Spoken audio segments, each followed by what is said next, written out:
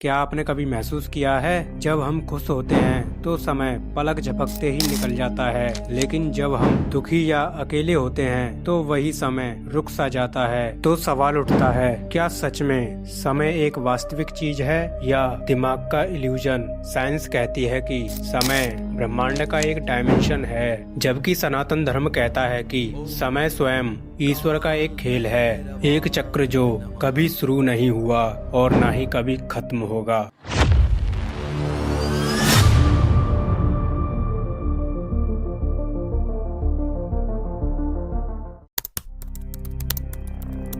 आधुनिक विज्ञान के अनुसार समय कोई वस्तु नहीं बल्कि एक डायमेंशन है, जैसे लंबाई, चौड़ाई और ऊंचाई।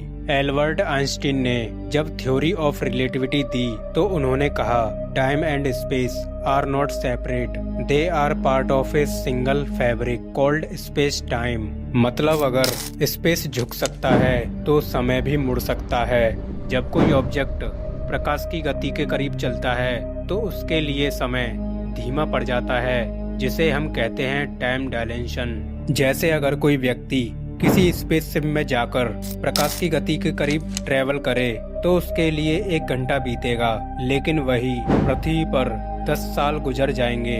यानी समय हर जगह एक जैसा नहीं है, वो ऑब्जर्वर पर डिपेंड करता है।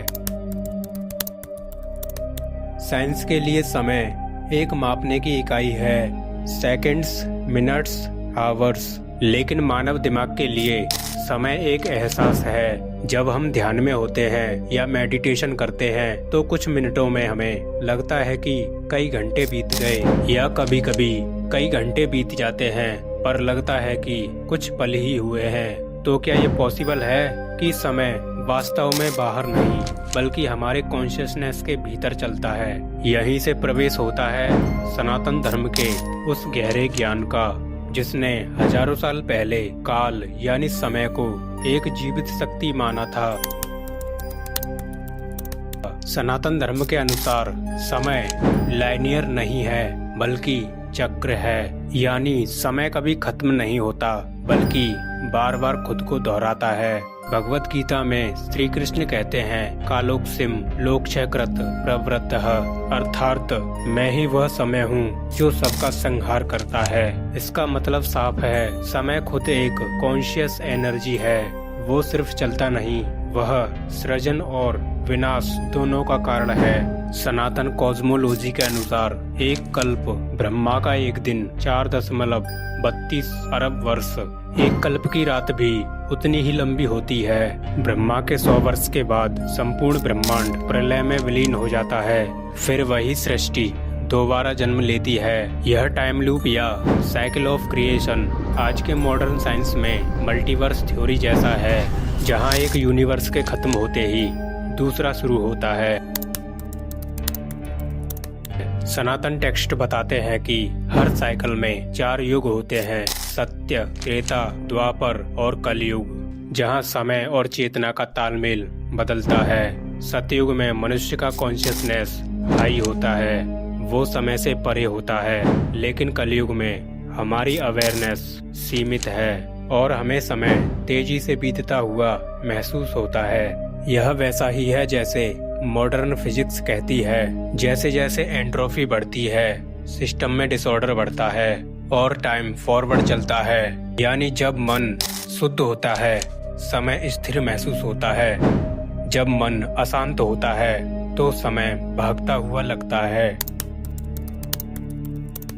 अगर आप गहराई से सोचें तो टाइम तभी महसूस होता है जब थॉट्स होते हैं। मेडिटेशन में जब विचार शांत हो जाते हैं तो व्यक्ति को समय का एहसास ही नहीं रहता। इसीलिए ऋषि मुनि कहते थे, जो ध्यान में बैठा उसने काल पर विजय पा ली। मॉडर्न न्यूरोसाइंस भी कहती है कि हमारा मस्तिष्क टाइम फ्लो को इंटरप्रेट करता है, यानी समय बाहर नहीं ब्रेन के भीतर बनता है। सनातन दर्शन में इसे माया ऑफ टाइम कहते हैं, जहां समय एक इल्यूजन है और केवल कॉन्शियसनेस ही वास्तविक है।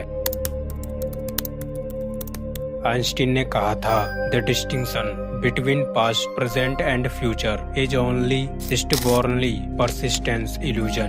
यानी भूत, वर्तमान, भविष्य एक ही है, बस हमारी परसेप्शन अलग अलग है। अब जरा सोचिए, हजारों साल पहले सनातन धर्म यही बात कह चुका था कि सब कुछ एक ही ब्रह्म है, जहाँ भूत, वर्तमान और भविष्य एक ही कॉस्मिक मूवमेंट में मौजूद हैं। क्वांटम फिजिक्स भी कहती है कि पार्टिकल्स साइमल्टेनियसली मल्टीपल स्टेट्स में रह सकते हैं। मतलब समय लाइनियर नहीं बल्कि डायमेंशनल है। जब नासा ने एंशिएंट हिंदू कैलेंडर को स्टडी किया तो उन्होंने पाया कि ब्रह्मा का एक दिन उतना ही है जितना मॉडर्न एस्ट्रोफिजिक्स मानता है, और अर्थ लगभग 4.5 बिलियन ईयर्स पुरानी है। इतनी गहरी कैलकुलेशन थाउजेंड्स ऑफ ईयर्स पहले कैसे संभव थी? क्योंकि सनातन धर्म में समय को क्लॉक से नहीं, कॉन्शियसनेस और क्रिएशन के रिदम से मापा गया था। यानी ब्रह्मांड का हर एटम, हर वाइब्रेशन एक कॉस्मिक क्लॉक की तरह काम करता है। तो क्या समय असली है? साइंस कहती है शायद नहीं, और सनातन धर्म कहता है यह एक माया है। असल में समय उसी के लिए अस्तित्व में है जो खुद को अलग मानता है। जब कोई आत्मा अपने असली स्वरूप को पहचान लेती है, वो काल से परे हो जाती है। इसीलिए कहा गया, जो समय को जान ले वो स्वयं को जान ले। शायद समय एक नदी नहीं बल्कि एक महासागर है, जहाँ हर लहर अतीत, वर्तमान और भविष्य एक साथ समेटे हुए हैं। सनातन धर्म और मॉडर्न साइंस दोनों यही कह रहे हैं कि जब हम चेतना से ऊपर उठते हैं तो हमारा समय का इल्यूजन टूट जाता है और बचता है केवल अस्तित्व, वो जो अनंत है। क्योंकि ब्रह्मांड में सबसे बड़ा रहस्य समय नहीं बल्कि वो चेतना है जो इसे महसूस कर रही है।